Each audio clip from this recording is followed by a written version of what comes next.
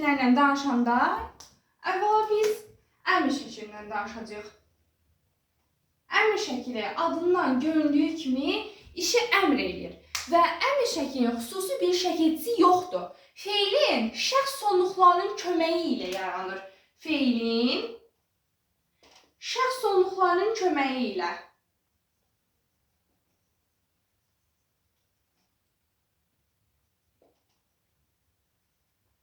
Məsələn, bu nə deməkdir?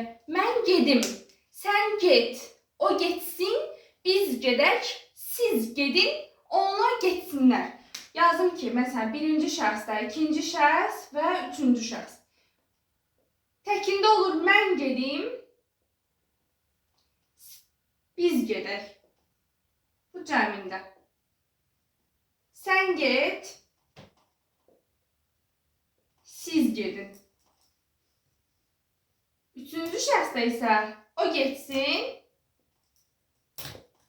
onlar getsinlər. Yəni biz həmin şəxs sonluqlarında hansı ki şəkilçiləri görəcəyik, biz deyəcəyik ki, onlar feilin əmr şəklini yaradır. Yəni birinci şəxsin təkində ım, cəmində aq, əq, təkində heç nə yoxdur, sadəcə əmr forması var. Sən get, qapını ört və s. kimi siz gedin, ın, şəkilçisinin köməyinə yaranır. Üçüncü şəxsin təkində sın, sin, sun, sün. Üçüncü şəxsin cəmində sın, sin, sun, sün və lə şəkilçisinin köməyinə yaranır. Bu bizim əmr şəkilçimizdir. Yəni feilin şəxs sonluqlarının köməyinə yaranır. İkinci bir şəklimiz var. Buna biz deyəcəyik xəbər şəkli. Xəbər şəklinin də özündə məxsus xüsusi bir şəkilçisi yoxdur. Biz isə xəbər şəklinə deyəcəyik ki, xəbər şəkilçisi şəkli feilin zaman şəkilçilərinin köməyi ilə yaranır. Feilin zaman şəkilçiləri. Feilin zaman şəkilçiləri.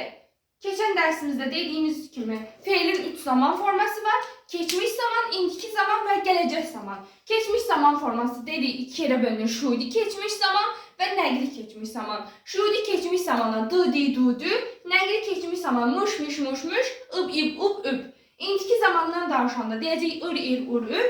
Gələcək zamandan danışanda 2 yerə böləcəyik. Qəti gələcək zaman, qeyri-qəti gələcək zaman. Qəti gələcək zaman o deməkdir ki, mən işimi gördüyümə qətiyyəm. Yəni qəti olaraq bu işi görəcəm. Deyirəm, mən dərs oxuyacağam. Artıq mən qəti şəkildə bilirəm ki, bugün dərs oxuyacağam. Və yaxud da deyirəm ki, mən sabah dərsə gələrəm. Artıq qeyri-qətidir. Gələ də bilərəm, gəlməyə də bilərəm. Bu belə, yəni zaman şəkilçilərinin köməyi ilə yaranır. Üçüncü bir şəklimiz lazım şəklidir. Lazım şəklinin xüsusi bir şəkilçisi var. Bu da ası, əsi şəklinin köməyi ilə yaranır. Şəkilçisinin köməyi ilə. Ası, əsi. Ası, əsi. Deyirəm ki, mən dərsə gələsiyəm. Mən gələsiyəm. Gələsiyəm. Artıq burada ası, əsini gördüyüm üçün mən deyəcəm ki, mənim xəbərim feilin lazım şəklinin köməyi ilə yaranır. Və bir də biz bunu yazandan sonra mən bunların inkar formalarını da deyəcəm. Hələ ki şəkilçilərindən danışırıq.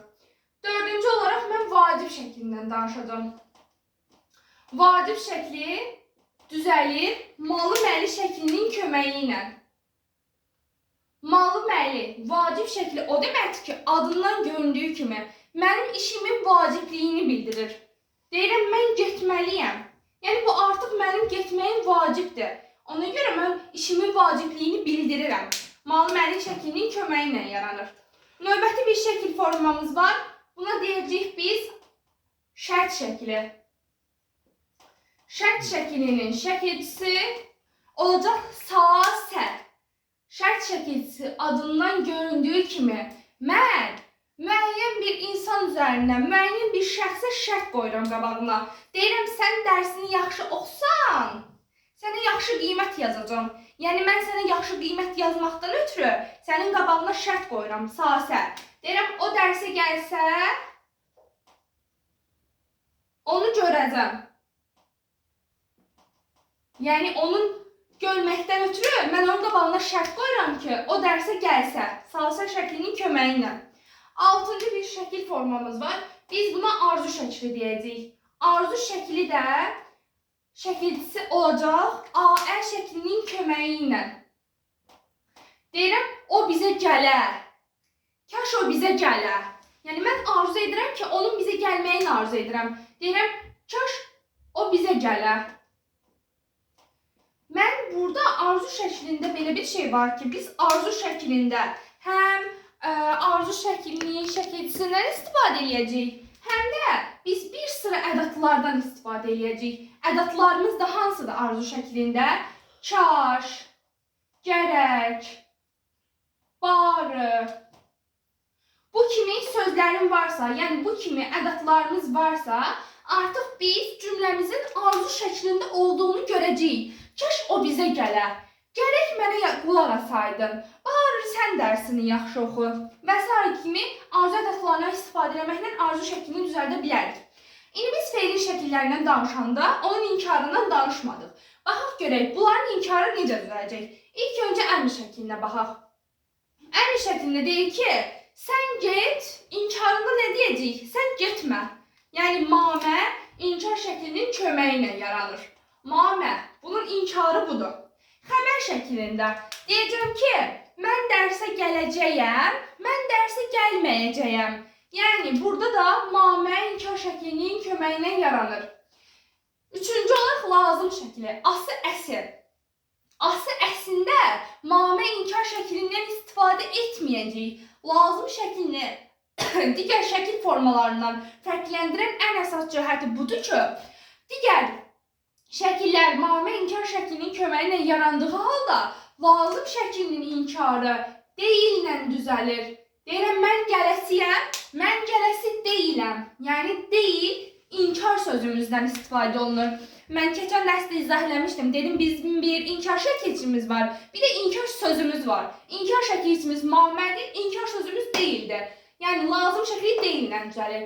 Vacib şəkli digər şəkillərdən bir addım öndədir. Çünki vacib şəklinin inkarını biz həm mamə şəklinin köməyi ilə yarada bilərik, həm də deyil sözü ilə yarada bilərik. Deyirəm ki, mən getməliyəm, mən getməməliyəm və yaxud mən getməli deyiləm. İki cür düzəltmək olar. Yəni vacib şəklində həm inkar forması mamə ola bilər, həm də deyil inkar sözündən istifadə edə bilərik. Şərt şəkli sasə, o dərsə gəlsə onu görəcəm, o dərsə gəlməsə. Bunda da biz mamə inkar şəklindən istifadə edəcəyik. Və sonuncu bizim şəkil formamız arzu şəklidir. Arzu şəklində deyəcəm ki, kaş o bizə gələr, kaş o bizə gəlməyə. Ona görə burada da biz mamə inkar formasından